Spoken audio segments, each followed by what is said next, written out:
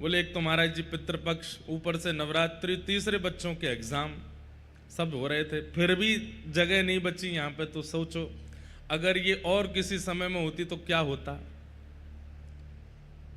पंडाल फाड़ ब्यास बन जाते हम, कहीं ना कहीं ऊपर नीचे बैठाने पड़ते, मंच पे बैठाने पड़ जाते श्रोता। लेकिन इतनी सब व्यवस्था में भी लोग बाग आ गए। लेकिन बद्रीनाथ की जो कथा है, यजमान आमंत्रण करें वो एक बात है, पर उस कथा का तो हम आमंत्रण दे रहे हैं। क्यों? श्री बद्रीनाथ धाम श्रीमद् भागवत जी की प्राकट्य स्थली है। हमारे जितने भी वेद पुराण हैं सबका प्राकट्य कहां हुआ? श्री बद्रीनाथ में हुआ। एक प्रकार से ये कह दें तो इसमें कोई अतिशयोक्ति नहीं, हमारे सनातन धर्म का प्राकट्य बद्रीनाथ धाम में हुआ है। हम आज गोत्र का पालन करते हैं, वर्णाश्रम का पालन करते हैं, पतिव्रता धर्म, पत्नीव्रता धर्म, माता पिता धर्म, पुत्र धर्म, गृहस्थ धर्म, वानप्रस्थ धर्म, किसी भी प्रकार से धर्म का आप पालन कर रहे हो, उस धर्म का ज्ञान आपको कहां से प्राप्त है? वेदों से प्राप्त। और वेद कहां प्रकट हुए हैं? श्री बद्रीनाथ में। अरे पूरे विश्व को ज्ञान देने वाली सरस्वती, जिनका प्रादुर्भाव श्री बद्रीनाथ धाम में होता है। बद्रीनाथ से थोड़ी आगे पर माणा गांव है, भारत का अंतिम गांव, जिसके बाद दूसरा देश लग जाता है। उस गांव से सरस्वती नदी का उद्गम होता है। ऐसे बद्रीनाथ धाम में नर नारायण भगवान की सन्निधि में श्री अलकनंदा जी के तट पर, आहा, हमको तो अभी से ही जाड़ो लगन लगो। श्री पवन मंद सुगंध शीतल हेमु मंदिर शोभितम, निकट गंगा बहत निर्मल बद्रीनाथ विश्वंभरम, श्री बद्रीनाथ विश्वंभरम। शायद मैं गलत नहीं हूं, ये बद्रीनाथ भगवान की आरती है और इस आरती का लेखन एक मुस्लिम भक्त ने किया है। महाप्रभु जगन्नाथ जी की आरती, ठाकुर जी, श्री बद्रीनाथ जी की आरती। तो बद्रीनाथ धाम, वहां की कथा विशेष इसलिए है, ना तो प्रथम स्कंद पे चर्चा होगी, ना पंचम स्कंद पे, ना दसम स्कंद पे। श्रीमद् भागवत में 12 स्कंद हैं और 12 स्कंदों में 11वें स्कंद पर वहां चर्चा होगी, जो कि भगवान का ललाट माना जाता है। मतलब श्रीमद् भागवत का प्रत्येक स्कंद भगवान का अंग है। प्रथम द्वितीय स्कंद भगवान के चरण हैं, तृतीय चतुर्थ स्कंद भगवान की गोद है, पंचम स्कंद भगवान का उदर है, छठवें और सातवें स्कंद भगवान की भुजा हैं, आठवां स्कंद भगवान का वक्ष है, नवम स्कंद भगवान का, अष्टम स्कंद दायां वक्ष, नवम स्कंद बायां वक्ष, और दसम स्कंद भगवान श्री कृष्ण का हृदय है। एकादश स्कंद भगवान का मस्तिष्क है और 12 स्कंद सर्वांगीण श्री कृष्ण का दर्शन है। तो एकादश स्कंद जो है ये भगवान का ललाट माना जाता है, मस्तिष्क माना जाता है। उस एकादश स्कंद में श्री कृष्ण उद्धव जी को ज्ञान उपदेश करते हैं। गोपियों ने उद्धव के साथ में संवाद किया व्रज लीला में, लेकिन उन्हीं उद्धव जी के साथ में द्वारिका में श्री कृष्ण ने जो संवाद किया उसे उद्धव कृष्ण संवाद कहते हैं। आज पूरा विश्व कृष्ण अर्जुन संवाद का साक्षी बनता है। गीता, गीता क्या है? कृष्ण अर्जुन संवाद। लेकिन गीता का आस्वादन करना, जिसने गीता का अत्यंत आस्वादन कर लिया हो, अब क्या करे? अब कृष्ण अर्जुन संवाद सुने, कृष्ण उद्धव संवाद सुने। अद्भुत है। उद्धव जी बड़े सुंदर सुंदर प्रश्न करते हैं और भगवान श्री कृष्ण उनका उत्तर देते हैं। उसी में नवयोगेश्वर संवाद आदि कई प्रसंग आते हैं। उन सब विषयों पर हम लोग चर्चा करेंगे श्री बद्रीनाथ में। क्योंकि बद्रीनाथ ज्ञान की भूमि है, इसलिए वहां पर कथा भी ज्ञान परक ज्यादा होगी। ज्यादा नृत्य उत्सव आदि वो सब तो बाकी हमारे ऊपर है, हम तो हर जगह उत्सव कर लेते हैं। तो बद्रीनाथ में विशेष रूप से ज्ञान परक कथा होगी, लेकिन सुनने योग्य कथा। आप सबको निश्चित ही वहां आना चाहिए। अगर अवसर मिले अपने साधन से, गाड़ी से, जैसे भी दवाइयां लेकर के, ऑक्सीजन टांग करके आ जाइएगा, क्योंकि अक्टूबर का महीना है। तो बद्रीनाथ में वैसे तो पूरी दुनिया जून जुलाई अगस्त में जाती है, उस समय बारिश और इतनी ज़्यादा ठंड नहीं होती, फिर भी ठंड होती है।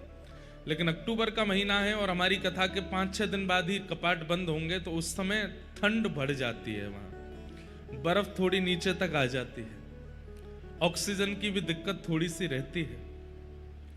तो जिन लोगों को स्वास्थ्य की बीमारी थोड़ा ऐसा है, तो वो लोग तो लाइव सुन लीजिएगा भक्ति पथ पर, और जो थोड़े अभी युवा हैं और थोड़े वो हैं हिष्ट पुष्ट हैं, वो लोग आ जाइएगा बद्रीनाथ में फिर कथा। इस वर्ष का हमारा 4था धाम पूरा हो जाएगा। इस वर्ष में हमारी 4 धाम यात्रा हो गई है, रामेश्वरम, द्वारिका, जगन्नाथ और अब बद्रीनाथ अगले महीने 10 से 16 अक्टूबर तक श्री बद्रीनाथ धाम में हम लोग आनंद करेंगे। आप सब लोग आते रहिएगा। कथाएं तो ऐसे ही आनंद से आगे आगे चलती रहती हैं, ये सब सुख हम लोग लेंगे। और फिर एक और विशेष 2026 की विशेष उत्सव है, उसकी और जानकारी ले लो। 11 जनवरी से 15 जनवरी तक, 7 दिन नहीं 5 दिन, 11 जनवरी से लेकर के 15 जनवरी तक 2026 हमारे प्यारे गिरधर लाल जी का ब्याहुला है, ब्याहल उत्सव है। हमारे लाल जी का ब्याह हो बरसाने में पूज्य श्री विनोद बाबा महाराज, उन्हीं का ही पद है। पर आज एक स्मृति याद आई, बाबा को याद होगी कि नहीं। पूज्य श्री मलुकपीठ वाले महाराज जी की कथा चल रही थी वृंदावन में हमारे निवास पे, तो महाराज जी ने हमको आज्ञा की कि इंद्रेश जी आज कथा जल्दी पूरी करके बरसाना जाना है, श्री जी का दर्शन करना है। और श्री जी का समय है 8, साढ़े 8 बजे मंदिर बंद हो जाता है। बहुत पुराना संस्मरण सुना रहे हैं, सुनो इस कथा को, इस बात को भी लगभग 5-6 साल तो हो ही गए होंगे। तो कथा महाराज जी हमको आज्ञा करके बैठे कि आज 8:30 बजे से पहले बरसाना पहुंचना है। मैंने कहा महाराज जी 1 घंटा तो लग ही जाएगा वृंदावन से, आप कथा जल्दी पूरी कर देना, 7 बजे तो उठ चले यहाँ से। अब महाराज जी कथा में ऐसे तल्लीन हो गए, 7:30 बजे तक तो कथा ही करते रहे। अब मैं इशारा करूं, मैंने महाराज जी चलना है, तो महाराज जी उतर के आए। तो पूज्य श्री प्रेम गली वाले महाराज जी दास गाड़ी चला रहे थे, और हमारे पूज्य फ्लाइट बाबा, पूज्य मलुकपीठ वाले महाराज जी, और भी 2-4 संत महापुरुष मूर्ति बैठे थे गाड़ी में, खूब सारे संत बैठे थे, हम चला रहे थे। तो महाराज जी बोले अब इंद्रेश जी 2 ही स्थान है हमारे पास पहुंचने को, क्या 8:30 से पहले या तो बरसाना पहुंच जाएं या बैकुंठ पहुंच जाएं। मैंने कहा महाराज जी आप लोग बेल्ट बांध लो, मैं दौड़ाऊं गाड़ी। और उस दिन भैया हमने गरुण जी महाराज का आवाहन किया, हनुमान जी से कही हे हनुमंत लाल कृपा करो। रात्रि का समय, दिसंबर का महीना, कोहरा, और हम कोई है तो बढ़िया ड्राइवर है, हमारे संग बैठ के देखो कभी गाड़ी में, गाड़ी तो बढ़िया ही चलाते हैं, काम सब हमसे बढ़िया होते हैं। बाइक चलवा लो, गाड़ी चलवा लो, खाना बनवा लो, प्रसाद सिद्ध करवा लो, गवा लो, नचवा लो, कथा करवा लो, सब काम कर। पर ठाकुर जी से संबंधियों थोड़ी कोई की बारात जा रही है, आप कहो महाराज जी नाचो, ऐसे थोड़े ही है। ठाकुर जी के लिए नृत्य करते हैं, वो तो चेतन महाप्रभु भी करते हैं, वो तो मीराबाई भी करती हैं। तो उस दिन खूब तेज गाड़ी चलाई और महाराज जैसे तैसे सही सलामत हम लोग बरसाने पहुंचे। 10 मिनट बचे हैं मंदिर बंद होने में। अब महाराज हम तो दौड़ने में निपुण, पर साथ में जो संत महात्मा सबरे जगन्नाथ जी, अब वो कैसे दौड़े। तो कोई को कंधा पे ले रहे हैं, कोई को उठा रहे हैं, कुछ कर रहे हैं, तैसे तैसे दौड़ भाग करके बस मंदिर में पहुंचे हैं। श्री जी के दर्शन भये। महाराज जी साड़ी और कुछ श्रृंगार लेके गए थे, सब अर्पित किया और कपाट बंद हो गए, दर्शन हो गए। महाराज जी बोले बड़ी भाग दौड़ हुई, अब थोड़ा श्रम निवारण होना चाहिए, बहुत श्रम हो गया, अब थोड़े शांति, थोड़ा राहत होनी चाहिए। मैंने कहाँ चले महाराज जी? तो बोले नीचे चलो, विनोद बाबा के कुटिया पे चलते हैं, वहां बैठ करके थोड़ी देर कीर्तन करेंगे।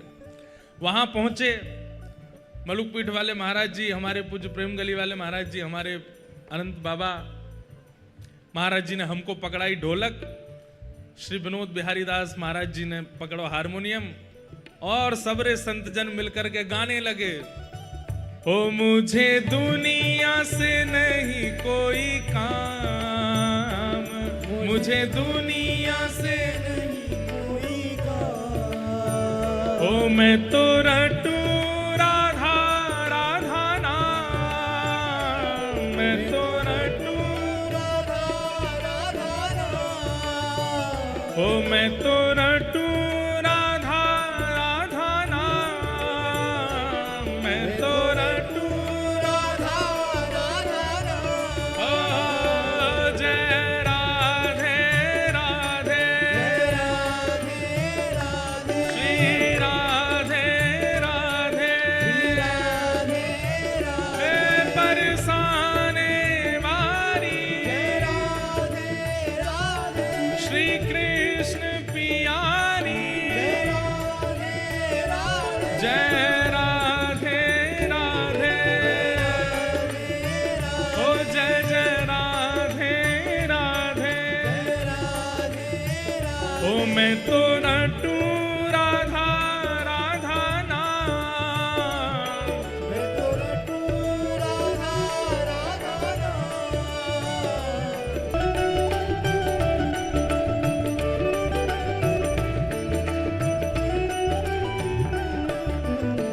हो मेरे मन में ना लागे कोई रंग, मेरे मन में ना लागे कोई रंग, ओ मेरे मन में ना लागे कोई रंग, मेरे मन में ना लागे कोई रंग, हो मैं तो रहूं संतन के संग, मैं तो रहूं संतन के संग, हाँ मैं तो रहूं रसिकन के संग, मैं तो रहूं रसिकन के संग, ओ बरसाना वीरज रजधानी, बरसाना वीरज रजधानी, ओ बरसाना वीरज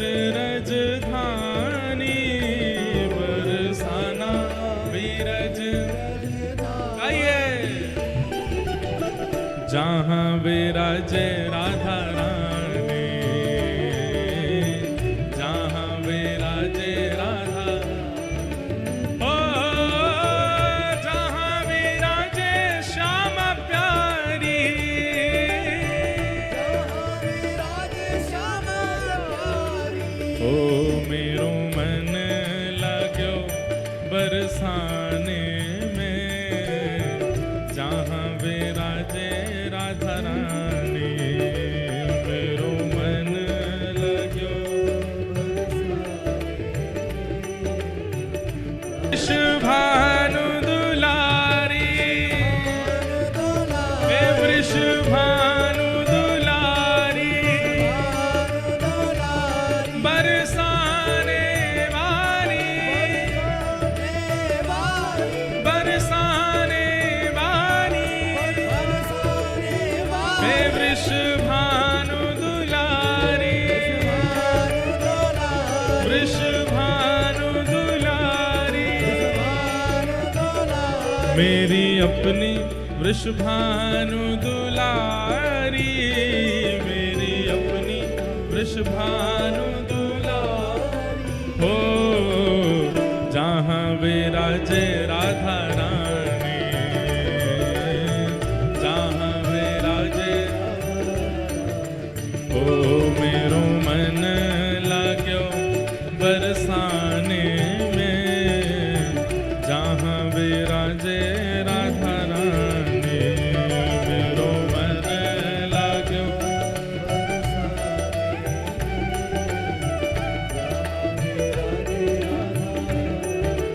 ओ मेरे मन विराजे श्याम दीवानी, मेरे मन में विराजे श्याम दीवानी, ओ ओ मेरे मन में विराजे श्याम दीवानी, मेरे मन में विराजे का भाव से ओ जहाँ विराजे राधा रानी हो, हाँ जहाँ विराजे श्यामा प्यारी हो, ओ जय राधे राधे, जय राधे राधे, श्री राधे राधे, जय राधे राधे, जय राधे राधे, श्री राधे राधे, जय राधे राधे, श्री राधे राधे, जय राधे राधे, जगन्नाथ पियारी, श्री कृष्ण पियारी, बरसाने वारी, कीरत सुत प्यारी, जाओ उठा के जय राधे राधे, श्री राधे राधे, जय राधे राधे, श्री राधे राधे, ओ जय राधे राधे, श्री राधे राधे, जय राधे राधे, श्री राधे राधे, ओ जय राधे राधे, जय राधे राधे, श्री राधे राधे, जय राधे राधे, श्री राधे राधे, जय राधे राधे, जय जय श्री राधे, जय जय श्री राधे, जय जय श्री राधे।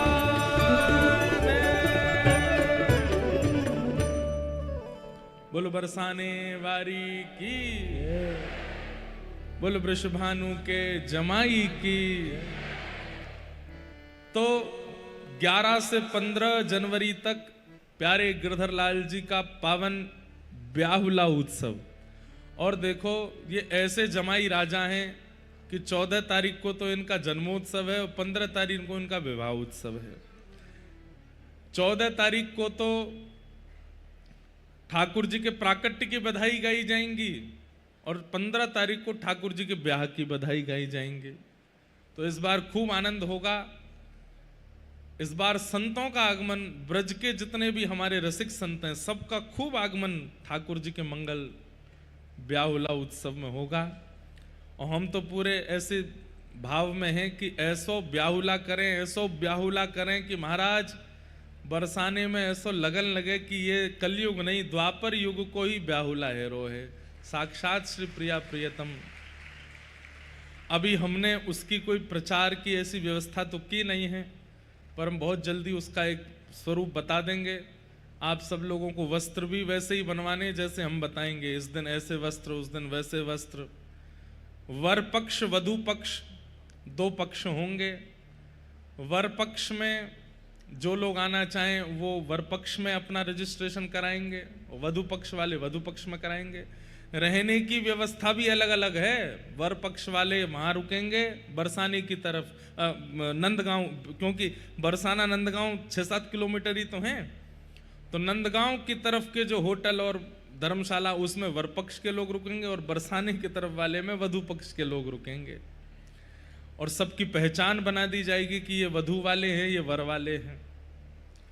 जैसा स्वरूप ठाकुर जी के ब्याहुला का रहा था वैसा ही स्वरूप बनाने की पूरी योजना है।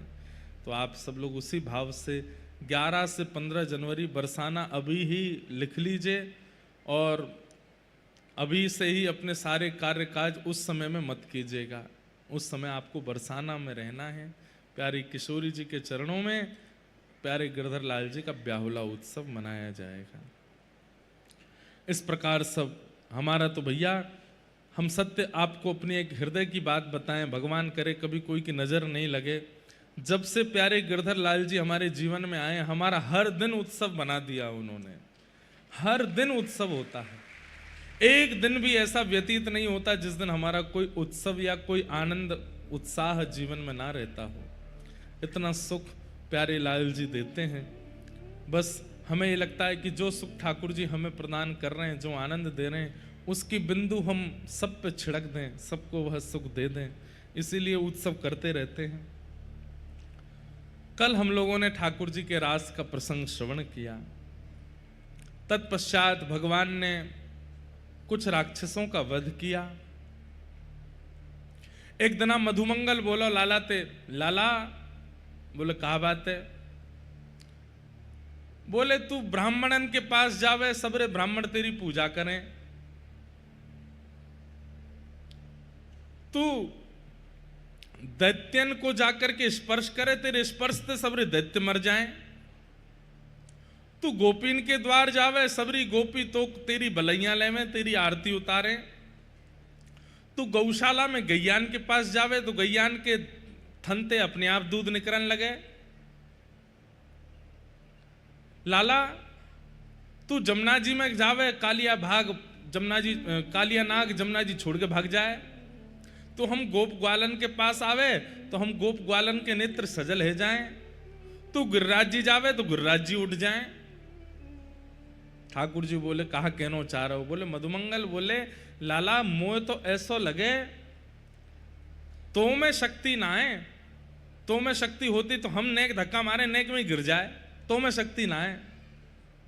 तो ठाकुर जी बोले कौन में शक्ति है? बोले तेरी पोशाक में शक्ति है। ये जो तू पीली पीतांबरी पहने, सिर पे मोर मुकुट धारण करे, कमर में कौंधनी पहने, ये पीली पीतांबरी और ये मोर मुकुट, इनमें शक्ति है। ठाकुर जी बोले अच्छा? बोले हाँ। कहा करूं तो? बोले एक दिन इन्हें मोह पहना दे, ये मोर मुकुट और पीतांबरी मोह पहना दे, मैं भी गोपीन के द्वार जाऊंगो, मैं भी गिरिराज जी के पास जाऊंगो, मैं भी दैत्यन के पास जाऊंगो, मैं भी ब्राह्मणन के पास जाऊंगो, देखूंगो अगर जो जो तेरे संग होवे वो मेरे संग भी भयो तो मैं मान जाऊंगो कि भैया, अगर मेरे संग भयो तो मैं मान जाऊंगा तेरे पीतांबरी और मुकुट में बल है, और मेरे संग नहीं भयो तो मान जाऊंगा लाला में बल है। ठाकुर जी बोले ऐसा मत करियो, भूल के भी मेरो मोर मुकुट और पीतांबरी मत पहन लियो। मधुमंगल बोला हम बे अब तो मुझे पूरा शक है गयो कि निश्चित ही तेरी पीतांबरी और मोर मुकुट में ही बल है, यही मारे दैवेत मना कर रो है। ठाकुर जी कह करके चले गए, बोले कि कभी छुइयो मत इन्हें। मधुमंगल बोलो तू तो मेरा मित्र है, प्रेम तो नहीं देगो तो तुम्हें तो छीन के पहन लूंगा। और एक दिन ऐसे ही भयो, ठाकुर जी जैसे ही यमुना स्नान करने के लिए गए, अपने वस्त्रादि उतार करके गए, मधुमंगल पीछे से आयो और ठाकुर जी के सबरे वस्त्र लेकर के वहां से भाज गयो। अपने वस्त्र उतार करके ठाकुर जी के काजे छोड़ गयो और ठाकुर जी के वस्त्र सब पहन लिए, पीतांबरी पहनी, कौंधनी पहनी, हाथन में बाजूबंद पहने, सिर पर मोर मुकुट पहनो, और ठाकुर जी की वंशी लेकर के जैसे ठाकुर जी चले वैसी चाल चले मधुमंगल। ब्राह्मणन के पास गयो, ब्राह्मणन के सामने खड़े है करके जैसे ठाकुर जी त्रिभंग लली बन करके खड़े है जाएं, अपनी वंशी घुमा में ब्राह्मणन के सामने खड़े है कि करन लगो। सो ब्राह्मणन ने धूल उठाए के फेंकी, भग यहाँ ते कहां आगो निकर यहाँ ते, सुवेरे सुवेरे यज्ञ प्रारंभ भयो नहीं है, अपनो मोह दिखावे आएगो। मधुमंगल बोलो ब्राह्मणन ने तो भगाए दियो, गोपीन के पास जाए के देखूं। अब गोपीन के यहां जावे, जैसे ठाकुर जी बतिया में गोपीन से वैसे ही बोले, और ठाकुर जी कैसे बात करें? ठाकुर जी गोपीन के पास जाके कहें अरे भाभी कहाँ बनाए रही हो? तो भीतर तो गोपी के अरे लाला मैं तो हलवा बनाए रही हूँ खाएगो, और बीच में ही बनाते बनाते हलवा कोई दे दे, बिना भोग लगा गई ठाकुर जी को पवाए दे। मधुमंगल पहुंच गयो, खिड़की पे जाए करके रसोई घर की खिड़की पे खड़े है के बोलो अरे भाभी कहाँ बनाए रही हो? भीतर ते गोपी बोली निपूते और कछु काम ना है तो पे हैं, दूर है जाए, मोह ढक्के बोल, तू बोल लो तेरो उच्छिष्ट सबरो भोग में गिर जाएगो, सुर झूठो है जाएगो, भग आते। गोपिन ने भी भगा दियो। मधुमंगल बोलो कछु तो बात है। इतने में ही कंस ने एक केसी नाम का राक्षस भेजा मथुरा से।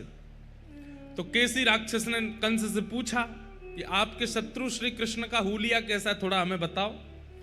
बोले ज्यादा तो हमें नहीं पता है, बस इतना पता है पीतांबरी पहनता है, मोर मुकुट पहनता है। पहुंच जा। अब यहां मधुमंगल घूम रहा था मोर मुकुट पहन के। इतने में ही केसी राक्षस आ गया। और केसी राक्षस जैसे ही आया महाराज भागा मधुमंगल के पीछे। मधुमंगल तो चौकड़ी मार के भागे, अरे कन्हैया बचाइयो, अरे लाला बचाइयो, अरे लाला देख जे मोकू मारेगो, अरे केसी राक्षस खाए गयो मोकू। ठाकुर जी यमुना जी में स्नान कर रहे हैं। ठाकुर जी ने कही नाय नाय आज तू ही दिखा पूतना वारे हाथ, तो मना करी ना मैंने, मत पहन के जाइयो। लाला तेरे हाथ जोड़ू, आज के बाद कभी मोर मुकुट नहीं पहनूंगा, तू या को देख ले। ठाकुर जी ने तुरंत एक काचनी बांधी और महाराज एक मुष्टिक बना करके केसी जैसे ही पास आयो, ठाकुर जी ने एक मुष्टिक प्रहार कियो और एक मुष्टिक प्रहार में ही केसी मर करके नष्ट है गयो। 8 वर्ष के हैं ठाकुर जी, 8-9 साल की उम्र में तो बड़े बड़े राक्षस मार दें। मधुमंगल बोलो लाला तू ही पहन। मोर मुकुट उतार के ठाकुर जी को दे दियो, पीतांबरी दे दी। ठाकुर जी बोले एक प्रकार से ये संकेत है, छोटे बालकों को आप बालकृष्ण रूप बना देते हैं, अच्छी बात है, वो ठाकुर जी ही हैं। पर कई जगह तो बड़े बूढ़े बने बने घूम रहे हैं पीतांबरी पहन के, मोर मुकुट डाल करके। काऊ दिना अगर केसी पीछे पड़ गए हो ना तो मधुमंगल की तरह चौकड़ी मार के भागोगे, बच नहीं पाओगे। ठाकुर जी बनवे में सुख नहीं है भैया, ठाकुर जी के दास बनवे में सुख है। ठाकुर जी के दास बनो, ठाकुर जी के सखा बनो, ठाकुर जी के सेवक बनो। ठाकुर जी बनवे में सुख नहीं है। हमारी प्रार्थना है छोटे बालकों को ठाकुर जी का रूप बना दो, अच्छा। वृंदावन प्यारो वृंदावन भजन का जब लॉन्च होना था तो हमसे पूछा गया, तो हमने पहले ही कह दिया मैंने कि छोटे बालक अगर ठाकुर जी के स्वरूप बनेंगे तो अच्छा है। बड़े स्वरूपों को अगर ठाकुर जी के रूप में आप निर्माण करेंगे तो लोगों के चित्त में भेद और दूषित दृष्टि आ जाएगी। अबोध बालक 8-9 वर्ष तक के बालक ठाकुर जी के रूप बन सकते हैं। कल आए थे वो भी छोटे ही बालक थे, वो भी अच्छे लग रहे थे। ज्यादा बड़े लोग जब ठाकुर जी का श्रृंगार कर लेते हैं ना, ठाकुर जी नहीं दिखते उनमें, बहलूपिया दिखता है। इसलिए हमारी प्रार्थना है दास बनो, सेवक बनो, सखा बनो, ठाकुर जी मत बनो।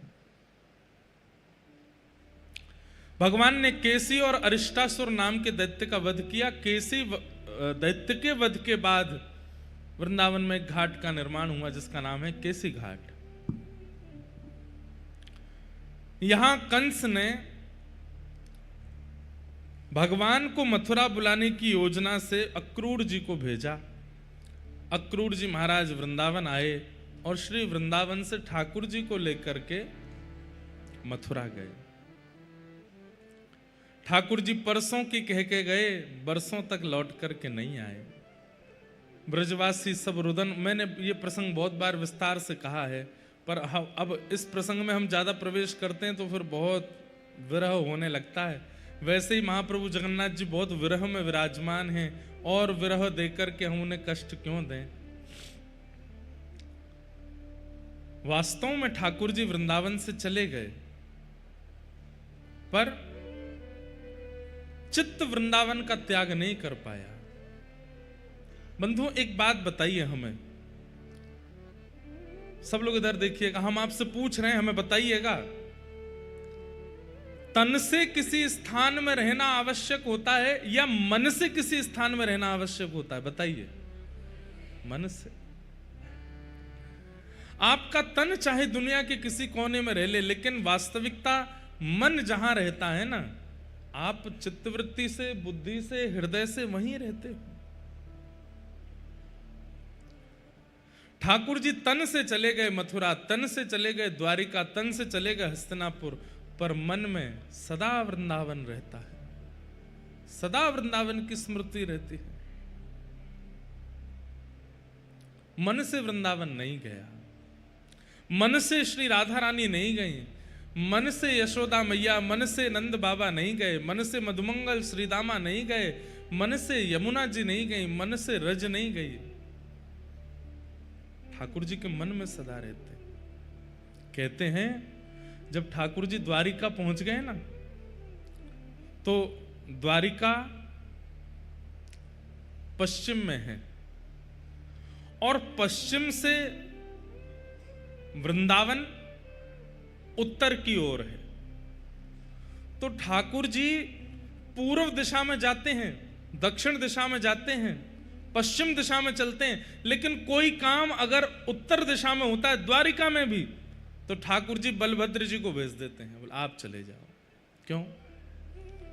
बोले द्वारिका की उत्तर दिशा में जाना है, मैं नहीं जाऊंगा। दाऊ जी कहें लाला क्यों ना जाएगो?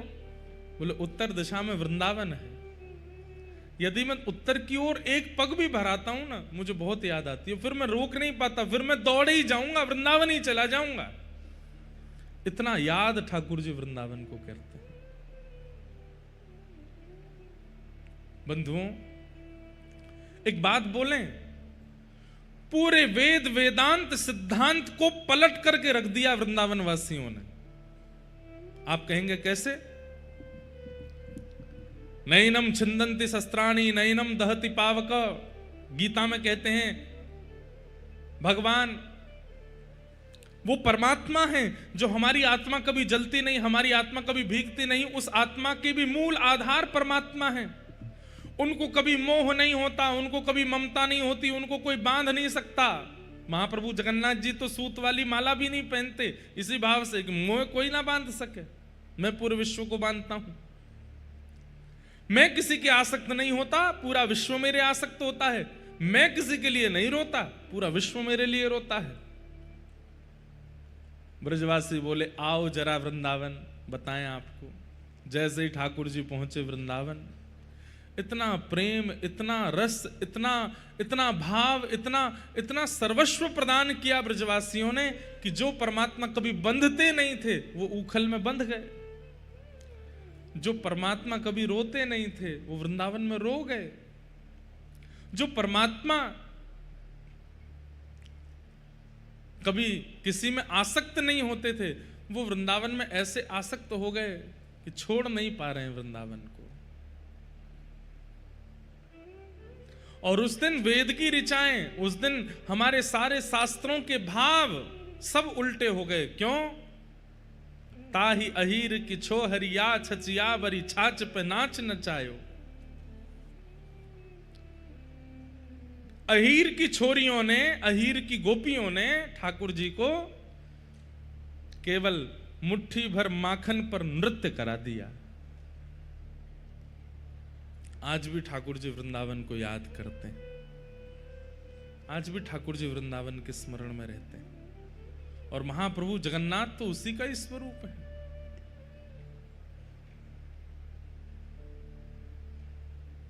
विरह में है ठाकुर जी ब्रजवासियों के।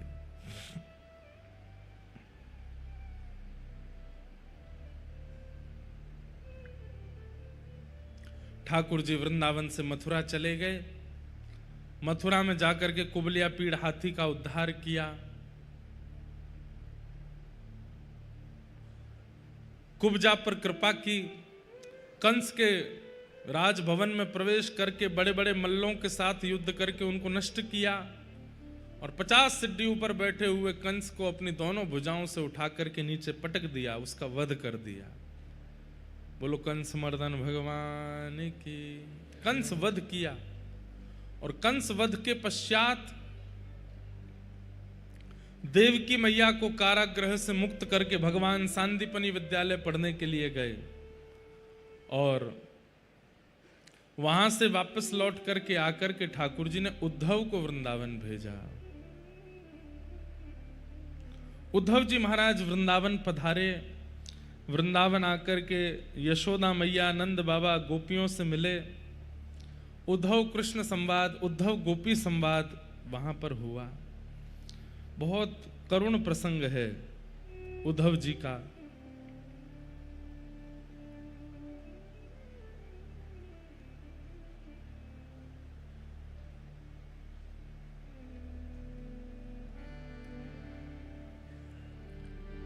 उद्धव जी महाराज वृंदावन आए, वृंदावन आकर के यशोदा मैया नंद बाबा सबसे मिले। यशोदा मैया के विरह भाव को देख करके उद्धव जी महाराज व्याकुल हो गए, गोपियों के पास गए। गोपियों ने वहां पर भ्रमर गीत गाया, श्री किशोरी जी ने भ्रमर गीत गाया, और दो शाम तक की बात कहकर के गए थे कि मैं शाम तक लौट करके आ जाऊंगा। 6 महीने तक लौट करके नहीं गए, और 6 महीने में उद्धव की ज्ञान की गूदड़ी बन गई। और 6 महीने बाद उद्धव जी महाराज लौट करके जब मथुरा गए तो ठाकुर जी नहीं पहचान पाए कि उद्धव है। प्रेमी का स्वरूप अलग हो जाता है बंधुओं। प्रेमी व्यक्ति 2 रूप में दिखता है। ठाकुर जी के प्रेम में छका हुआ व्यक्ति 2 रूप में दिखाई देता है। या तो उसको देख करके पागल का अनुभव होता है कि ये कोई पागल है, और या प्रेम में छका हुआ व्यक्ति उसको देख करके अत्यंत आकर्षण लगता है कि आप और कुछ देख ही नहीं पाओगे, उसी को देखते रह जाओगे। उसके रूप का सौंदर्य काम का वर्धन नहीं करता, उसके मुख के बोल किसी स्वर का वर्धन नहीं करते, उसकी उपस्थिति वातावरण को शुद्ध नहीं करती, उसका दर्शन, उसके बोल, उसकी उपस्थिति सबसे कृष्ण का वर्धन होता है। वो प्रेमी व्यक्ति है, प्रेमी भक्त है। श्री चैतन्य महाप्रभु के साथ में श्री नित्यानंद महाप्रभु विराजे, जो कि श्री बलराम जी का ही रूप है। नित्यानंद महाप्रभु जब मायापुर पहुंचे और वहां चैतन्य महाप्रभु ने उनसे आज्ञा की, क्या? घर घर जाओ और नाम की भिक्षा लेकर के आओ। बंधुओं ध्यान से सुनिएगा। तो नित्यानंद महाप्रभु वे जाते और हर घर के द्वार पर खड़े होकर के कहते, एक बार हरि बोल बोल दो। घर के सदस्य कहते नहीं बोलेंगे। बोले एक बार बोल दो, आपका क्या बिगड़ेगा? पैसा तो लगना नहीं है, धन तो लगना नहीं है। पायो जी मैंने राम रतन धन पायो, वस्तु अमोलक दई मेरे सदगुरु, दिन दिन बढ़त सवायो, पायो जी मैंने नाम रतन धन पायो। नित्यानंद महाप्रभु जाकर के द्वार पर खड़े होकर के घर के सदस्यों से कहते हैं, एक बार हरि बोल बोल दो। घर के सदस्य बोलते हैं, बिल्कुल नहीं बोलेंगे, तुम लोगों ने गलत प्रचार कर रखा है, पूरे नगर के लोगों को भ्रमित कर रहे हो, उनके काम छुड़वा रहे हो, उनका घर का व्यापार छुड़वा रहे हो, सबसे कह रहे हो एकांत में बैठ करके भजन करो। नित्यानंद महाप्रभु बोले, कहां इतने व्यस्त हो कि एक बार हरि बोल नहीं बोल सकते? घर की माताएं बोलती, पति आएंगे घर पे, भोजन बना के कौन खिलाएगा? सब्जी काटनी पड़ती है, भोजन सिद्ध करना पड़ता है, चूल्हा जलाना पड़ता है, उसमें सामग्री बनानी पड़ती है, पति आते हैं उनको पवाना पड़ता है, बच्चों को पवाना पड़ता है, फिर घर की साफ सफाई करनी पड़ती है, गायों का दूध निकालना पड़ता है, आदि 100 काम बता दिए नित्यानंद महाप्रभु को। हम पे समय कहाँ है? और थक थका करके रात में फिर सोने कब जाते हैं, कब करें नाम? नित्यानंद महाप्रभु बोले, मैं सब्जी काट दूंगा, मैं सब्जी बना दूंगा, मैं आपके पति को पवा दूंगा, मैं दूध निकाल दूंगा, मैं चौका बर्तन कर दूंगा, तो नाम जपोगे बैठ के? सब काम मैं कर दूंगा। और जितने परिवार हैं सब परिवारों में हम एक एक सेवक चले जाएंगे, हम आपके घर के काम करेंगे, आप बैठ करके हरिनाम कर लो बस। घर के सदस्य बोलते, ऐसा क्या है हरि नाम में जिसको बुलवाने के लिए हमारे घर के चौका बर्तन करने को तैयार हो आप? नित्यानंद महाप्रभु बोले, एक बार बोलो तो सही।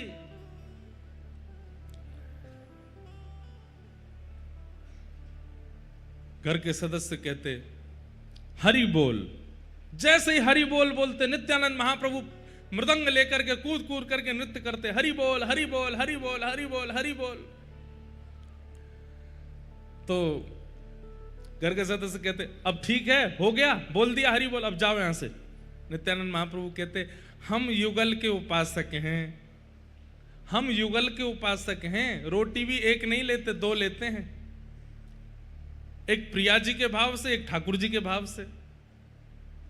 नाम भिक्षा एक कैसे चल जाएगी? एक और बोल दीजिए, एक बार और बोल दो। तो घर के सदस्य कहते तुम तो पीछे ही पड़ गए हो। बोले एक बार और बोल दीजिए, क्या धन थोड़ी लग रहा, जाते जाते बोल दीजिए एक बार और बोल दिया, हरि बोल। नित्यानंद महाप्रभु और जोर जोर से नृत्य करते, हरि बोल हरि बोल हरि बोल। घर के लोग बोलते अब जाओ यहां से। बोले हम जा रहे हैं, विदाई नहीं दोगे हमको? हम तुम्हारे घर पर मेहमान बन करके आए, हमको विदाई नहीं दोगे? तो घर के सदस्य कहते अब क्या चाहिए? बोले विदाई में भी एक बार हरि बोल बोल दो। महाराज तीसरी बार जैसे ही हरि बोल बोलते, 3 हरि बोल पूर्ण होते ही जो हरि बोल बोल रहे थे उनके नेत्र बंद हो जाते, रोम रोम पुलकित हो जाता, और वे भी भुजा उठा करके हरि बोल हरि बोल हरि बोल हरि बोल बस 3 बार बुलवाते थे, और 3 बार में तो उद्धार हो जाता था उनका।